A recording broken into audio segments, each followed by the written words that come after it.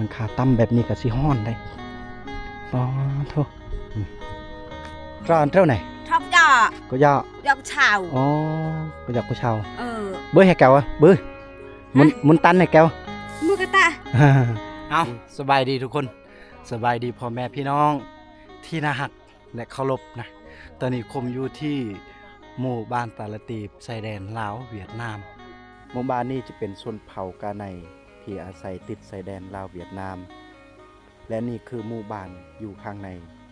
จะมีครอบครัวประมาณ40ปลายกว่าครอบครัวจะมีทั้งเฮือนทุกข์เฮือนยากเฮือนคนทั้งมีก็มีเอานี่คมอยู่จุดมุมสูงเนาะป้าที่เฮาเห็นพุ่นก็เป็นเวียดนามเนาะทุกคนอ๋อเวียดนามเพิ่นนี่เฮาได้แต่แหนมเห็นเนาะถ้าเฮาบ่มีพาสปอร์ตเฮาข้ามไปบ่ได้ทุกคนตอนนั้นจะเป็นเวียดนามแล้วก็ทางนี้ก็ชนบทลาวเฮาตอนนี้คมอยู่จุดมุมสูงได้เนาะขึ้นต้นไม้แหละมันจึงเห็นสูงได้นี่สมกับว่าเหียนสูงนี่เบาคุยกับน้อยๆเห็นอยู่บุญคุย แต่ว่าตอนนี้คือคมขึ้นแบบมุมสูงแน่ให้ทุกคนได้รับได้ชมได้เบิ่งได้เห็นเนาะถ้าคมมีโดรนบินก็คือสิคักอยู่บินเรียบแคมเซนี่โอ้ นี่แหละทุกคนจะพาทุกคนไปเบิ่งวิถีชีวิตชาวบ้านตาลตีบนี่เป็นชนเผ่ากันในเนาะทางนี้จะเป็นลาวเฮาแล้วก็เบื้องน้ำเซเบื้องนั้นจะเป็นชนบทเวียดนามทุกคนนะแต่ว่าเฮาบ่กล้าไปถ่ายเนาะชนบทเวียดนามถ้าว่าเฮาบ่มีพี่น้องอยู่บ้านนั้นหรือว่าเฮาบ่ฮู้จักกับเจ้าเฮาบ่กล้าไปถ่ายแต่ว่าทางนี้เฮามีหมู่คู่ที่เฮาฮู้จักหลายเนาะน้องชายคนฮู้จักเลยว่าน้องชายลูกลุงเฮาอยู่บ้านเฮานี่เราเอาเมียอยู่บ้านนี้เด้เนาะอยู่บ้านนี้แหละเมียเราเฮาก็มีหมู่คู่อยู่บ้านนี้หลายคนเฮาจึงกล้าถ่ายทุกคนได้ครับได้ชมเบิ่งได้เห็นนะเอ้าเป็นจังได๋กันนั้นเฮาก็สิเข้าไปในหมู่บ้านตะละตีไปเลยทุกคนเนาะอันนี้จะเป็นมุมสูงเด้อไปตอนนี้เฮากำลังลงมาแต่ผู้สูงเนาะทางพูนเฮาเปิดคลิปให้ทุกคนได้เบิ่งได้เห็นแล้วบัดนี้เฮาลงมาทางนี้แหละอันนี้คือเฮือนซานบ้านแปนเพิ่นตังเพิ่นอยู่เนาะอยู่ทางเทิงๆนี่เนาะมันบ่มีธงเพียงเพิ่นก็สิขุดให้มันพอได้ปลูกสร้างเฮือนเพิ่นได้นี่โอ้ประมาณนี้ได้นี่ทีมงานกำลังจอด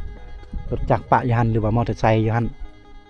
นี่ก็เจ้าจะมีอีกครอบครัวหนึงอยู่คนแต่ว่าบ้านเพิ่นนี่น่าจะมีไฟฟ้าหรือว่าบ่มีก็บ่ฮู้แต่ว่าเราเห็นสายไฟอยู่แต่ว่าในกล่องบ่เห็นเนาะแต่ว่าเราเห็นสายไฟน้อยๆไปทางเฮือนเพิ่นอันนี้คือเฮาขึ้นเลยเพราะมันเป็นจังซี่เนาะโนนจังซี่ทุกคนแล้วก็เจ้าสิขุดให้มันมีทงเพียงเลยเล็กๆน้อยๆแล้วเพิ่นก็สิปลูกสร้างบ้านได้เนาะเอาขึ้นไปเลยไปจังซี่เลยเนาะอ๋อมันต้องได้ขึ้นประมาณนี้ได้มันก็สิเมื่อยๆแน่บืนผูเนาะอ๋อโธ่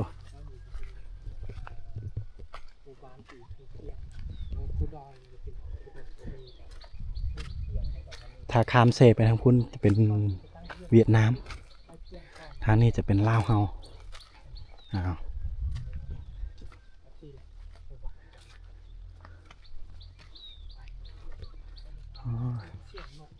อีกครอบครัวหนึ่งอยู่คนเมื่อยแหละ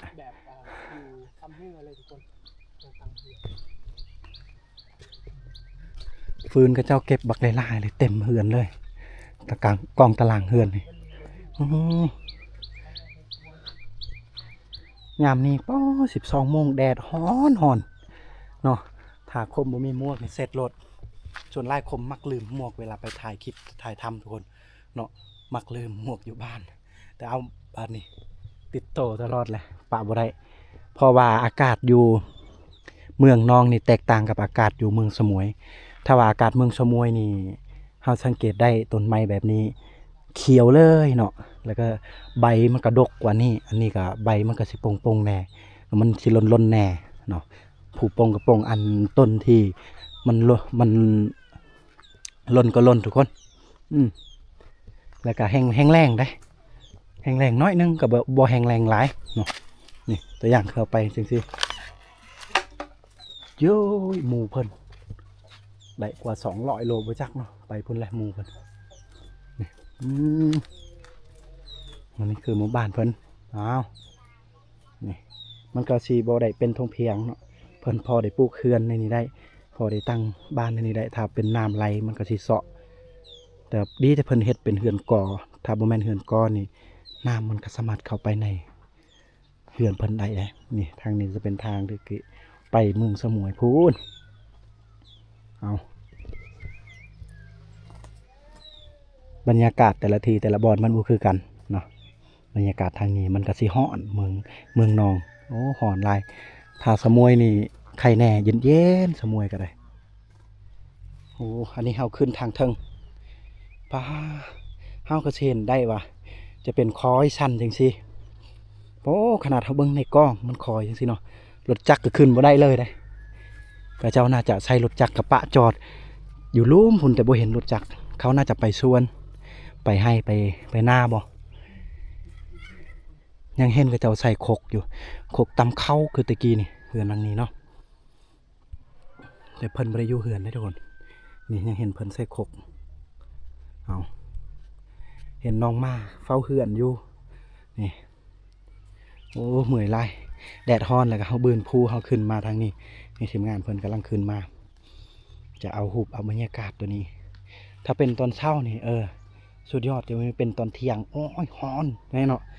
จะบ่ฮู้ว่าจักองศาฮ้อนนี่จนว่ามันอยากแห้งแรงเนาะการฮ้อนนะดิบ่คือสมุยเนาะคือสมุย สมุยบักเย็นๆนี่ถ้าวันบ้านผู้ดอยแบบซี่นี่อยู่สมุยนี่เย็นอันนี้อยู่บ้านผู้ดอยจะอากาศนี่ฮ้อน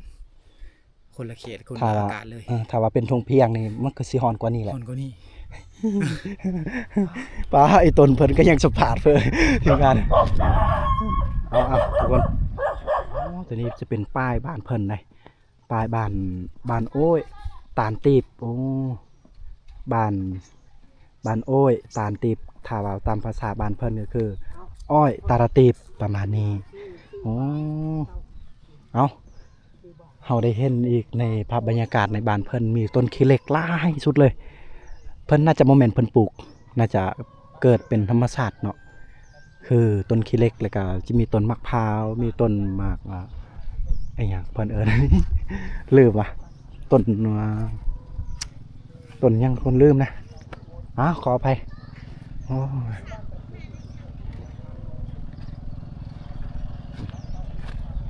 ยังการใช้ชีวิตแบบดั้งเดิมได้โอ้นี่เด็กน้อยขี่รถทีบตะแพงบันส่วนไอ้ นี่บันส่วนสบายดีเฮือนสารบานเฮือนเพิ่นนี่โอ้ยบรรยากาศฮ้อนเนาะแล้วก็วิวก็งามได้มีมะพร้าวอยู่ต่อหน้าบ้านเพิ่นนี่ป้อสุดท่านี้แหละคำว่าวิวบ้านเพิ่นก็มีไฟฟ้าเนาะมีไฟฟ้าที่เขาเห็นนี่คือลักเสาไฟฟ้าทุกคนเลยเอา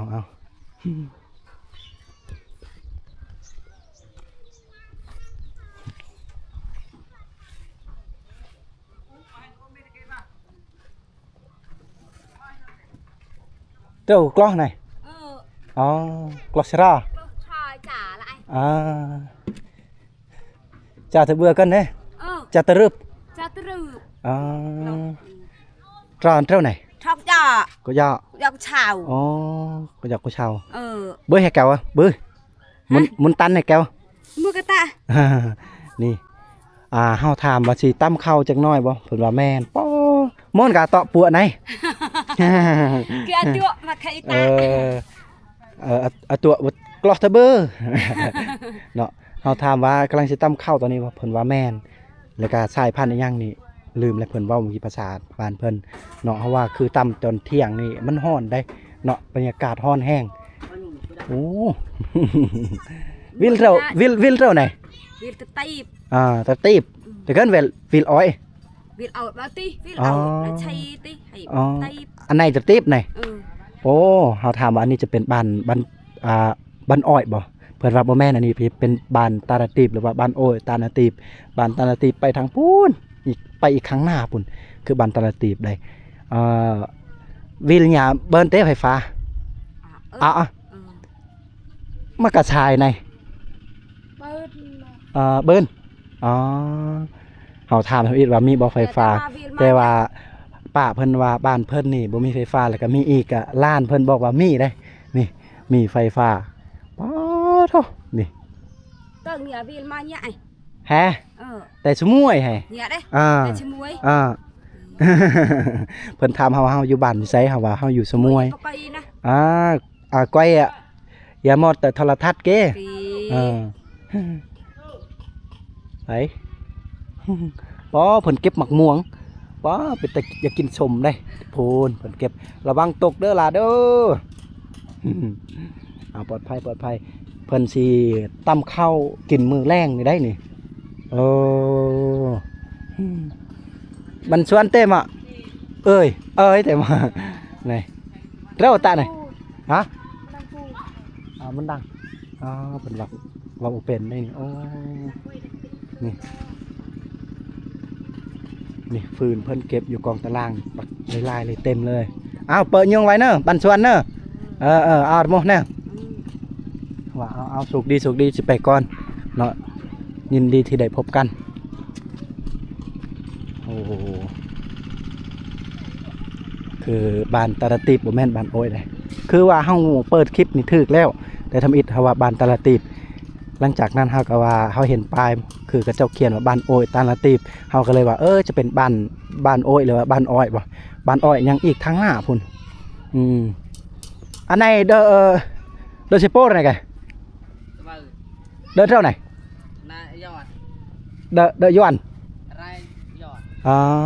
ขนาดกันยวนอันไหนด้าอันไหนแต่ก็เดอไหนสบายดีเปล่า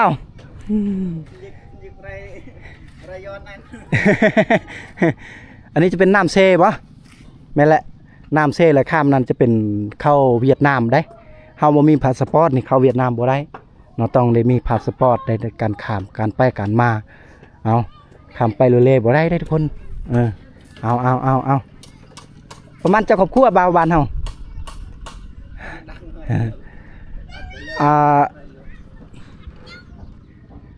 cần xe bọc cái về nhà này sẽ về gia đình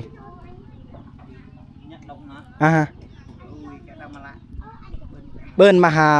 100 được không tớ đây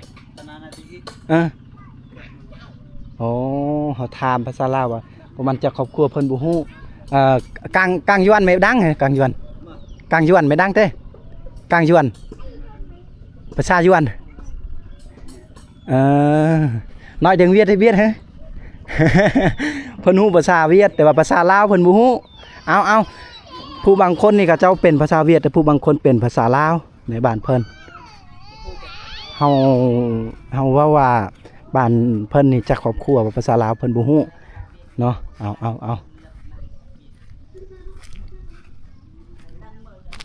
โทษนี่คือเพิ่นจะเป็นเฮือนน้อยๆขนาดคมอยู่นอกนี่ได้ป้าโคทอนแต่ว่าหลังคาเพิ่นจะเป็นเฮ็ดแบบหลังคาต่ำๆเลย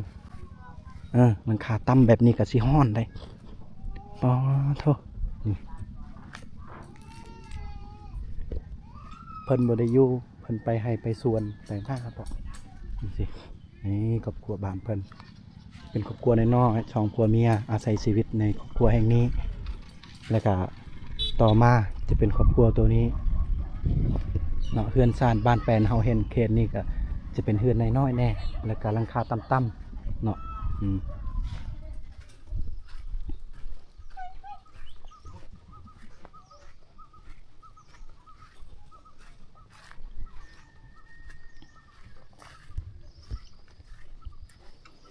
หมู่บ้านนี้จะเป็นหมู่บ้านที่ติดชายแดนเวียดนามบ่ฮอดลัก เนาะแล้วก็บ่ฮอด100 เมตรเนาะข้ามไปทางนั้นเวียดนามเนาะแต่ว่าบ่ค่อยสู้เห็นเวียดนามก็เจ้าขายข้ามมาขายเครื่องอยู่บ้านเพิ่นอืมเขาไป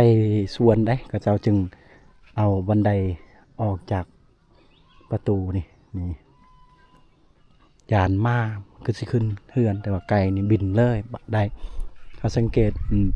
เฮือนเขตชนบทนี่ก็เจ้าบ่ค่อยสิมีประตูในการล็อกแล้วก็เฮ็ดแบบเปิดจังซี่เลยก็เจ้าก็ขออภัยเนาะทุกคนเนาะ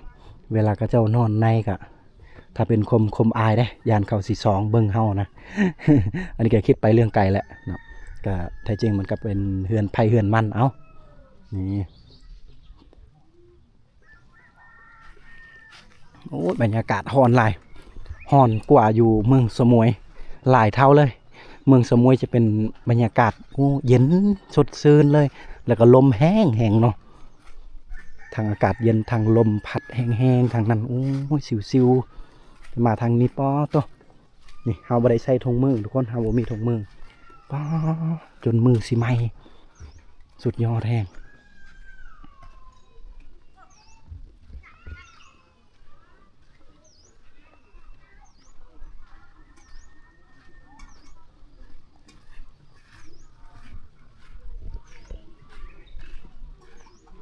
แล้วเฮาเห็นอันนี้จะเป็นน้ำโฟมแต่ว่าแห้งแล้วก็จะบ่ได้ใส่สังเกตได้มันหกหางแล้วน่าจะบ่มีน้ำออกเนาะบ่มีน้ำที่ชาวบ้านเพิ่นต้องตักต้องใส่แต่ว่าเฮาเห็นนี่คือชาวบ้านเพิ่นกำลังจะไปอาบน้ำและเนี่ยเปะไปเปยเด้ออ๋อเขาถามว่าไปใส่เพิ่นว่าสิไปน้ำไปอาบน้ำเพิ่นว่าแม่นนี่ไปอาบเด้อไปอาบเด้ออาบเด้อแปลว่าไปตักน้ำถึกบ่ทุกคนข่มเว้าไปเลยได้บางทีก็บ่ถึกบางทีก็ถึกแน่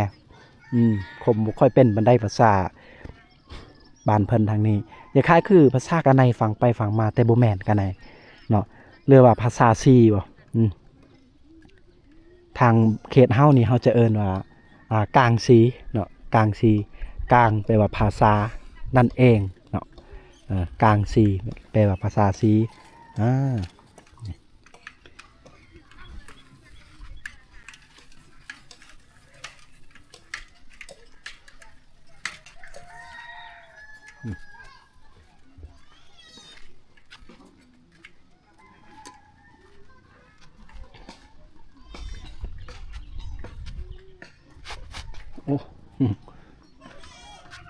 เด็กน้อยกำลังกินข้าวกินน้ำจะเป็นตอนเที่ยงแต่ว่าเฮาบ่ไปใกล้เด็กน้อยบ่ใส่ทรงแน่เนาะเฮือนหลังนี้ก็เจ้ามีรั้วมีอีหยังก็เจ้าก็สิมัดเอาจังซี่เลยตอกเนาะคือปองเยี่ยมคือประตูเพิ่นไข่แน่แบบนี้น่ะแต่ว่ากันออมแอมด้วยไม้ไผ่เลยมุงสังกะสีคือทุกคนเห็นในภาพแต่ว่ามีไฟฟ้าอยู่เพิ่นว่าบ้านเพิ่นได้ประมาณนี้เลยทุกคนแต่ว่าเพิ่นว่ามีน้ำตกตาดอีกประมาณลักป้ายแต่นี่ไปทางหน้าเพิ่นมีน้ำตกตาดนะเฮาสามารถไปลิ้นไปเที่ยวนี่คือปลายบ้านเพิ่นบอกว่าน้ำตกตาด1 ลักแล้วก็ประมาณ1 ลักป้ายนี่นะมีน้ำตกตาดแต่เฮาบ่ฮู้เสียดายบ่ฮู้ทางไปก็น่าจะเป็นทางหน้าพุ่นจะเป็นน้ำตกตาดทุกคนขอบใจทุกคนหลายๆอีกเทื่อนึงที่ได้เบิ่งได้เห็นในซองคมชนเผ่ากะโดหรือวิถีชีวิตหมู่บ้านเพิ่นในบ้านแห่งนี้เนาะขอให้ทุกคนนั้นอยู่ดีมีแห้งขอให้ทุกคนนั้นร่ำรวยนี่คือวิถีชีวิตหมู่บ้านตาลตีบได้ทุกคนเนาะโอ้บรรยากาศตอนนี้ก็ฮ้อนแห้งนะโอ้ฮ้อนหลายทุกคนเนาะอันนี้คือหมู่บ้านตาลตีบที่เฮาได้เห็นได้รับชมเนาะวิถีชีวิตเพิ่นแต่นี่ก็ไปเวียดกับบ่พอเท่าได้ลักเนาะประมาณบ่ฮอด100 ลักบ่ฮอด100 เมตรแม่น100 ลักขออภัยทุกคนข้ามไปนี่จะเป็นเวียดนามแล้วอันนี้จะเป็นลาวเฮาได้เนาะคือว่าชายแดนลาวเวียดนามเลยหมู่บ้านนี้ข้ามไปน้อยนึงนี่นี่แหละที่เฮาได้รับชมได้เบิ่งได้เห็นหมู่บ้านติดชนบทที่ว่าติดชนบทเวียดนามเลยหมู่บ้านนี้จะเป็นลาวเฮาแต่ว่าบ่ฮู้หมู่บ้านเพิ่นนี่จะเป็นภาษาหยังก็เจ้าปากเว้าอย่าคล้ายคือภาษากันในคมจะตั้งหัวข้อว่าหมู่บ้านนี้เป็นชนเผ่ากันในกันแล้วกันเด้อทุกคนเด้อเฮาได้รับชมหมู่บ้านนี้บรรยากาศก็ฮ้อนแห้งเนาะฮ้อนหลายกว่าเมืองสมุยบ้านคมชนเผ่ากะโด 2 เท่าพุ่นน่ะ